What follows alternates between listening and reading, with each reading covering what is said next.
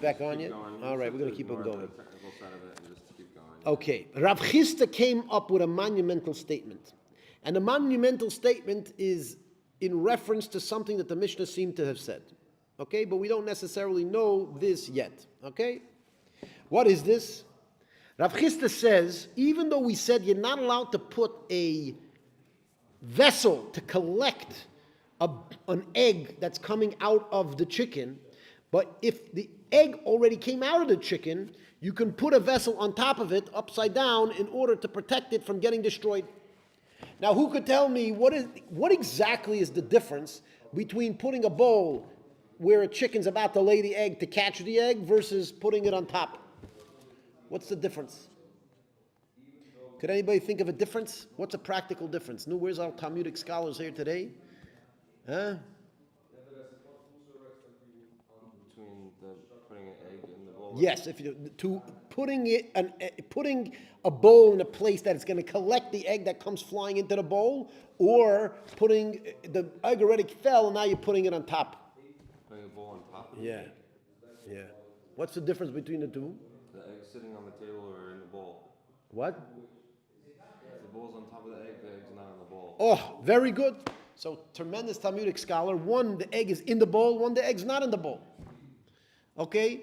Now, if the egg is in the bowl, if you move the bowl, you're going to end up moving the egg. But if you put an egg on top if you put a bowl on top of an egg, the egg is not in the bowl, and if you take away the egg, take away the bowl, you're not moving the egg. Now, if I remember, to remind you what I was saying about the word muktzeh. The word muktzeh, okay, anybody try to practice this word and tell it over to a Jew. If you're not Jewish, tell it over to a Jew. They'll be like, you know some Jewish words. Yeah. What? Muktzeh. What does muktzeh mean? Huh? David. We want to hear this David, the David Kalun. Huh? No, it actually doesn't mean not allowed. That means that's prohibited. Asur. What does muktzeh mean? It means set aside, something that you either didn't intend to use or you didn't intend, either you didn't intend to use it or you intended not to use it. Right? And muktzeh, the rule of muktzeh is that you cannot move it. The rule of muktzeh is that you're not allowed to move the muktzeh. Okay? You're allowed to touch the muktzeh. A lot of people get this wrong. You're allowed to touch muktzeh, but you're not allowed to move muktzeh. Okay? Now, Rav Chisda tells us a statement, and we don't know why he said his statement. There's no way for us to know why he said his statement. Okay? What's the matter? Huh? This guy Dirtball didn't give us any... Messed up. Can you not move muktzeh in an unusual way? That is a separate story. Unusual way, that's a whole separate thing. All right, we have mutter. Is that? That's not you. Is that you? Mutter? Who's mutter? Yo! He says yo. Okay, yo back, mutter. Thank you for being the first person to put in a comment, and anybody else that puts in the comment, if it's a good enough comment, then we might actually give you a shout out. Okay, good.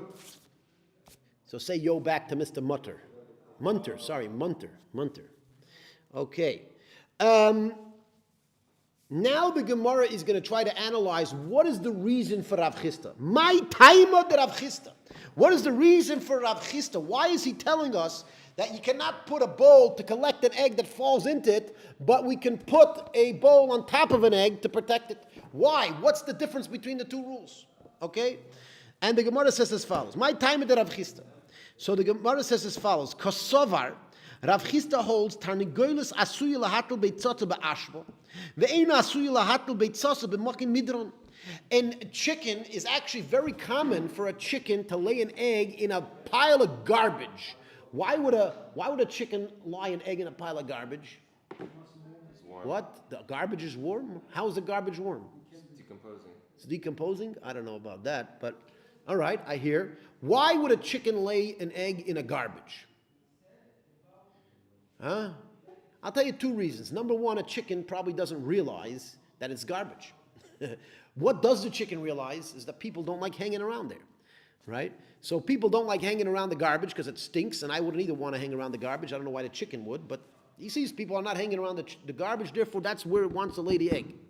So it's normal for a chicken to lay an egg in the garbage. Now, not in a garbage can like we have today, but in a pile of garbage, a chicken will lay an egg, will be its way of hiding the egg.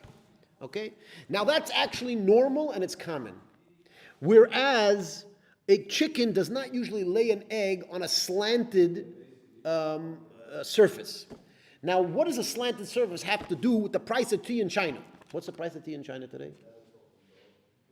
Less than it was yesterday. Less than it was yesterday. Why? Because the entire world's economy is collapsing right now. Yeah, but that's why it should be going up. If it's collapsing, the price is probably going The up, price not of down. tea in China? Yeah, Because the currency Oh, is that's a weaker. good point. yeah. China. Yes. By the way, does China even export tea? Yeah, They do? I think so. No, these- Oolong tea. I've never seen made in China tea. They used to made in England, No, why? They have the USA. oolong tea. Oolong tea? Just soak plastic and food coloring and pass it off as tea. They just package food coloring and they say it's tea. Package food But coloring. MSG in a little bag and you Soak just plastic, can't. soak microplastics and Huh? food coloring. Microplastics and food coloring. What? Microplastics and food coloring. Anyways, I don't know. So how do we get into this? Anyways, why on earth would a chicken lay an egg on a slanted thing? I mean, it usually doesn't. And that's what the Gemara says.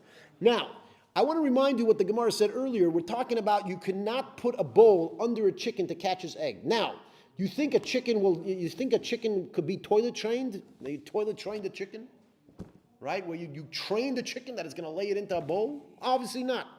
You cannot train a chicken to lay an egg in a bowl. This doesn't work. So if you're actually going to train a chicken, if you're actually going to want to catch an egg coming out of the chicken in a bowl, the only thing is if the chicken's going to lay the egg on the top of a slanted surface and it's going to roll down into the bowl. The only problem is chickens don't do that. Chickens aren't as stupid as we think. They're stupid, but not as stupid as we think.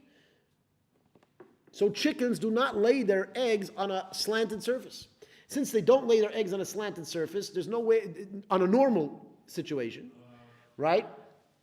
You usually won't ever be able to use a bowl for an egg. And that's actually the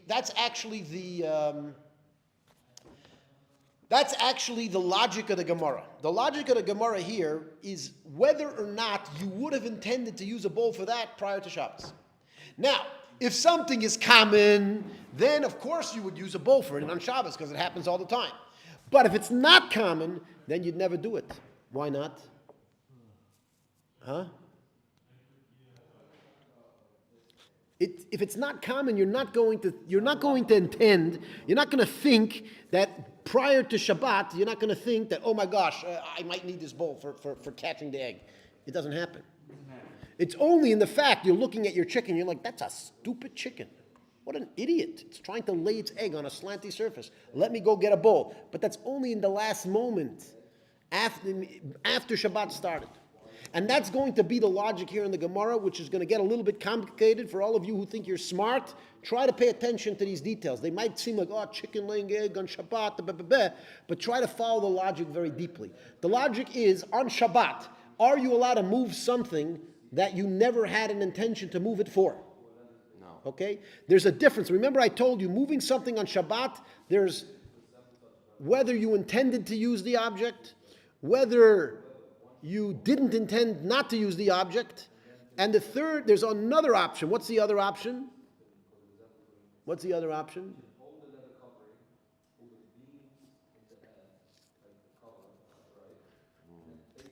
Huh? You didn't intend to use it. You intended not to use it. Now we have another option that we're going to discuss. This option is what happens. Are you allowed to move something you intended to use, but for the purpose of something you didn't intend to use it for? Right? You hear the difference?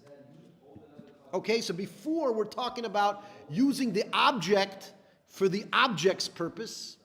Now we're talking about using an object for the other object's purpose, right? Are you allowed to move object A, which you intended to move, but you're only moving object A for the purpose of object B, which you never intended to use? Are you allowed to do that? So that's what Rabbah is suggesting, that you're allowed to move an object for something that you would have planned to use it for, but you're not allowed to move an object for something that you never thought of ever needed to use it for. Yeah? He says that a common saving, a common rescuing, the rabbis permitted, but an uncommon rescuing, the rabbis prohibited. They did not allow it. Okay, so again, according to Rabbah, if it's a rescue which you would have anticipated prior to Shabbat, therefore you can do it. But if it's a rescuing that you wouldn't have anticipated prior to Shabbat, you're not allowed to do it for that reason. That is Rav Chisda's opinion according to Rabbah. Now again, that's not Rav Chisda's opinion, that's Rav Chisda's opinion according to Rabbah. Now, of course, our favorite character in the Gemara, Abaye. Okay, we taught you guys this a few times in previous videos. I hope you remember it, whoever was here. Abaye. Abaye comes and he Eisvei Abaye. Eisvei, as you can see on your sheets, is a massive, big, fat, double keyword. Right? Eisvei. Do you guys remember what Eisvei is as a keyword? What is it? Challenge. Thank you, Ruvain. I'm very happy that it's one of the first times you actually answered. See, I knocked it into your head so much, you actually remembered it. You see, after doing it 5, 10, 15 times, you actually got it. I'm proud of you, Ruvain. Eisvei is a challenge. Now, what's the difference between Eisvei and Meisvei? Eisvei. Eisvei and Meisvei. I remember one of them is, we're going to introduce this thing, which we're then going to subsequently knock down. No, you're getting mixed up with a different keyword completely. No, Eisvei and Meisvei. Eisvei and Meisvei are actually identical. They're both challenges. The difference between Eisvei and Meisvei is when somebody particular is challenging. Whereas Meisvei is when there's just a challenge. It's just saying there is a challenge, which means anybody could be the one saying it. Yeah? Eisvei and Meisvei. All right? Good. Eisvei and Meisvei. Eisvei Abaye. Abaye challenges as follows, and he says, "Vatzolo she'ena metzuya lo yitiru." A uncommon rescue they did not permit. Now it's a question mark. It looks like a statement, but it's a question mark. And a rescuing that's not normal, a not normal rescue they didn't permit. Now he's going to bring a challenge from a braise.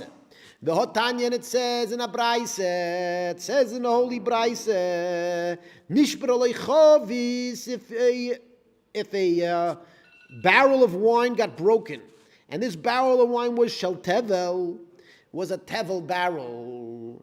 What is tevel? I actually know a guy, his name is Tevel. Yeah, do you know a guy named Tevel? It's actually a very famous family name in Chabad. We have a whole bunch of people named Tevel. Right? Yeah.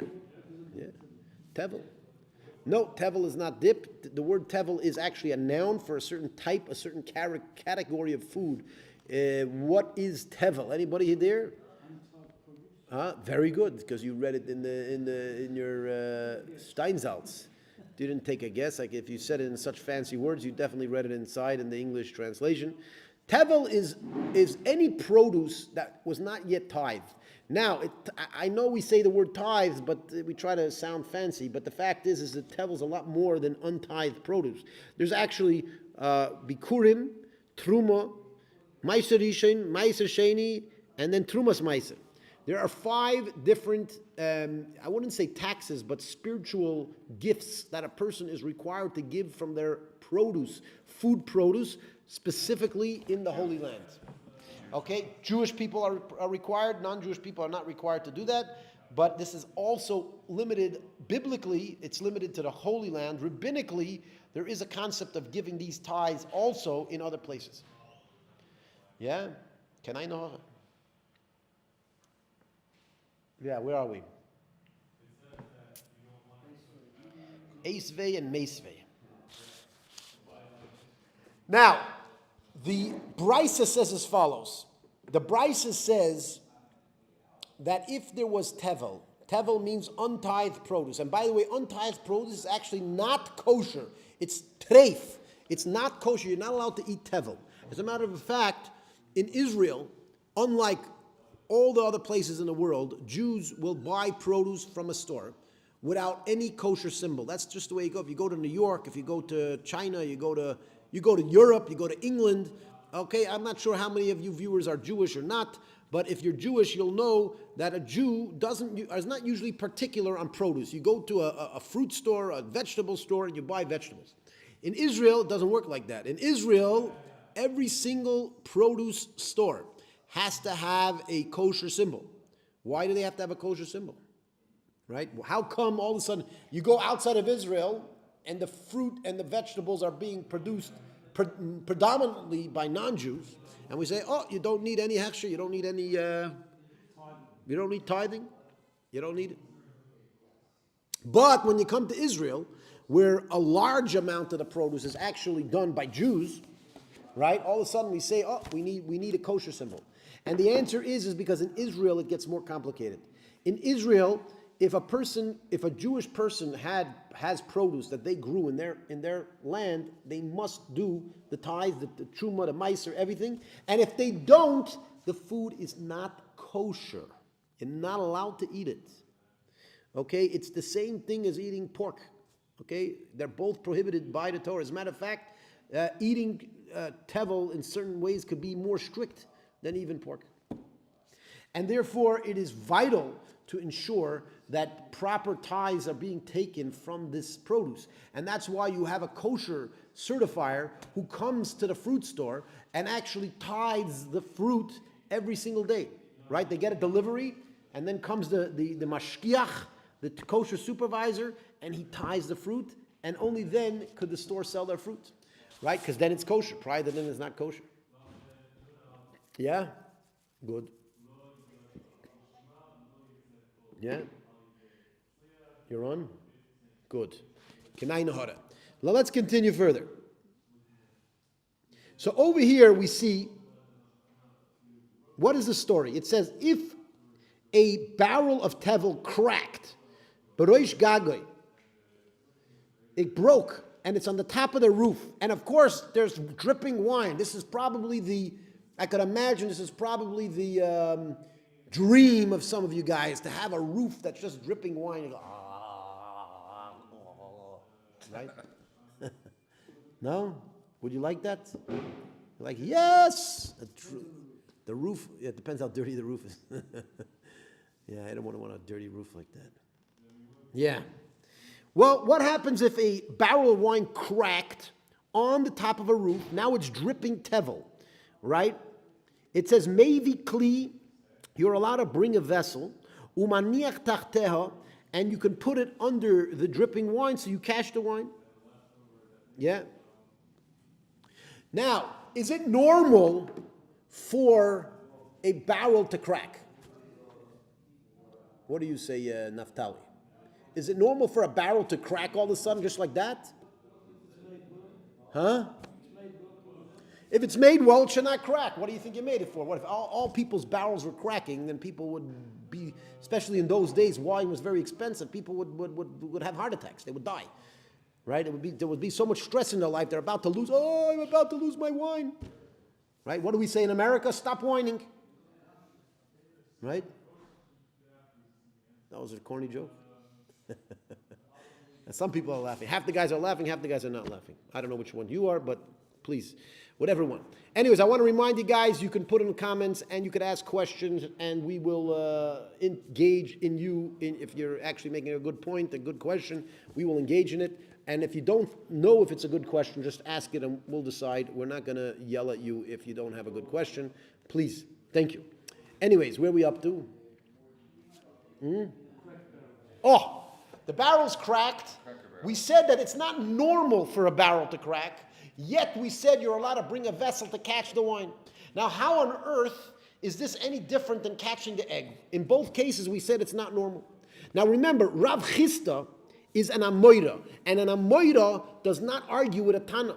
Now, if Rav Chisda tells you, if Rabbah is interpreting Rav Chisda's opinion to say that you're allowed to do a normal rescue but not a non-normal rescue because he didn't have in mind to do it before, well then he would be contradicting this brisa, which clearly tells you that you're allowed to rescue the wine, which seems to be a non-normal rescue.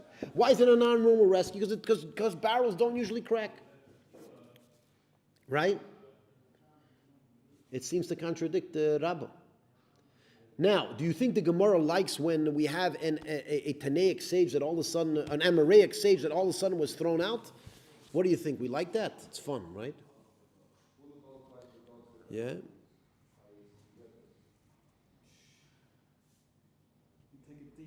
Take a deep dive. That's it.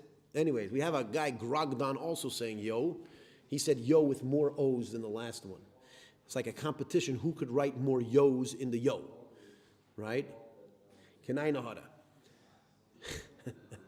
Yes, you're winning the competition, Grogdon. Okay?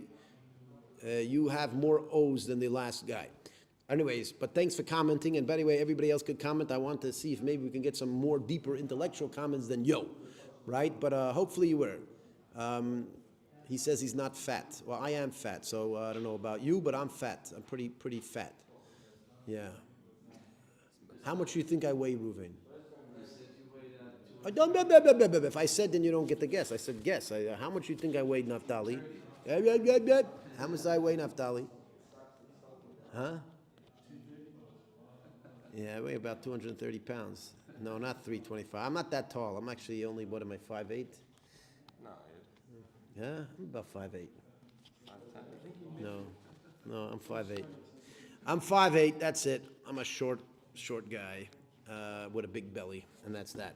It's hard to see it on the screen because I hide my belly down here under the table, but it's, yes. Why are we talking about? Because this guy starts telling about that he's not fat. So I said, well, you're not fat, I am fat. That's it. Anyways, good. Anyways, let's get back to the Talmud, okay? And let's hear some intellectual comments, please. Thank you. Where are we? Okay, now the sages don't like when we have somebody that was disproven. So we will try to show if is there any way possible that we can legitimize Rabbi's opinion, and the answer is yes. The Gemara says it's talking about begulfi chadati, the shchichi dipoki. Okay, it's talking about a new barrel that very often new barrels crack, and people just knew this. People just knew that people knew that when you have a new barrel, it will very often crack. All right? Should we go further, or should we end over there? What do you think? Can you define the word on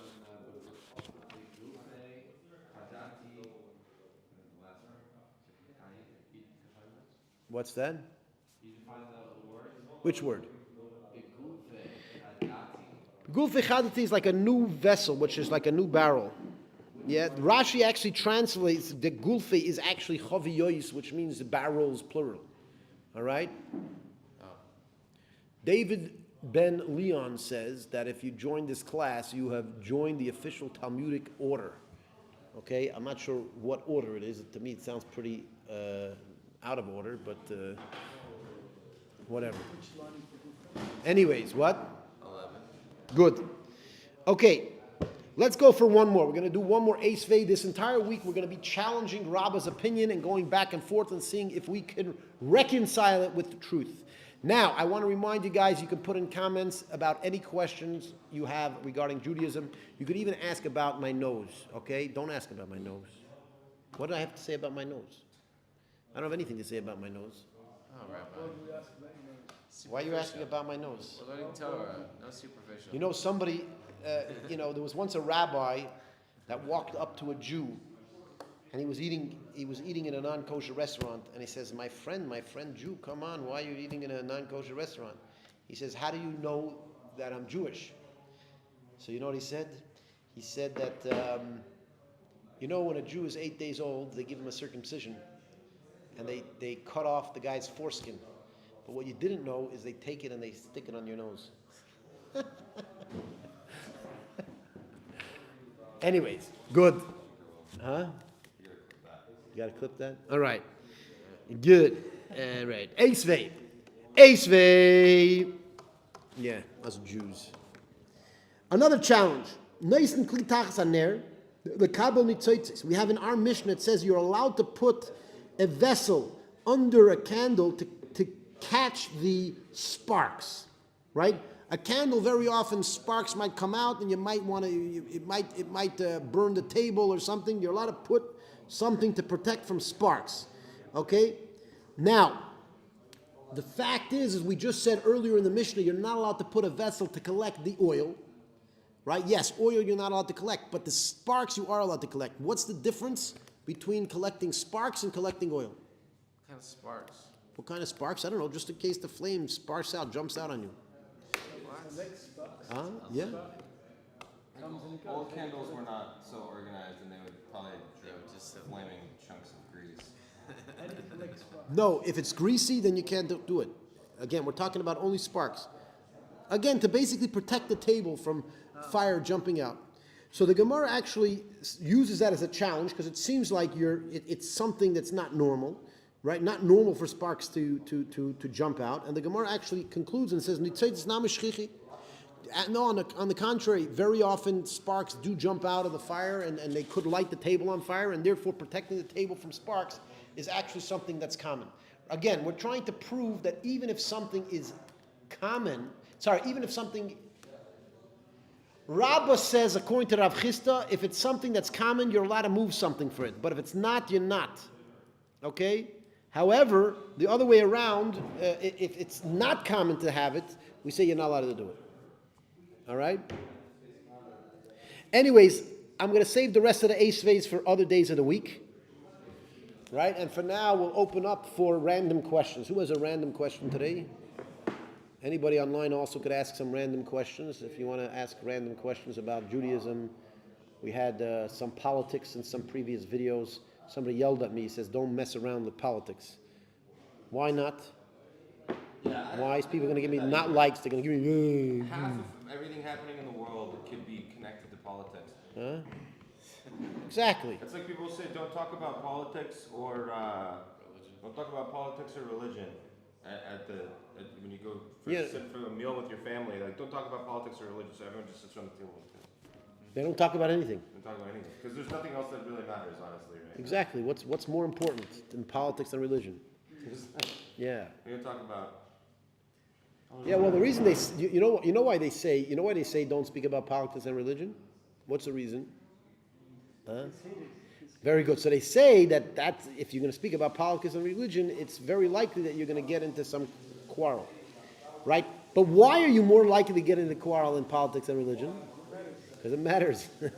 So it's because it matters. You really care about it. So basically, if you want to be friends with people, you cannot do with them anything that actually matters. You can only do with things that don't matter in your life. And how's that building a normal relationship? That's not building a good friendship. You're not building a good friendship with somebody if anything that matters to me I can't talk to you about. Truth is, politics doesn't matter to me so much. Religion, I wouldn't even say religion. I don't like the word religion, by the way. You should know, I consider myself an anti-religious rabbi. People ask, how could that be? Did I ever tell this to you, Ruben? You're an ideologist? No, I don't. Yeah, you could say it. You could call me an ideologist or a spiritualogist. Yeah. I actually see spirituality as a practical, tangible human need, and it's something. If you ask me, there's a famous saying. I don't know if you ever heard of this. Have you ever heard that? What is the oldest profession?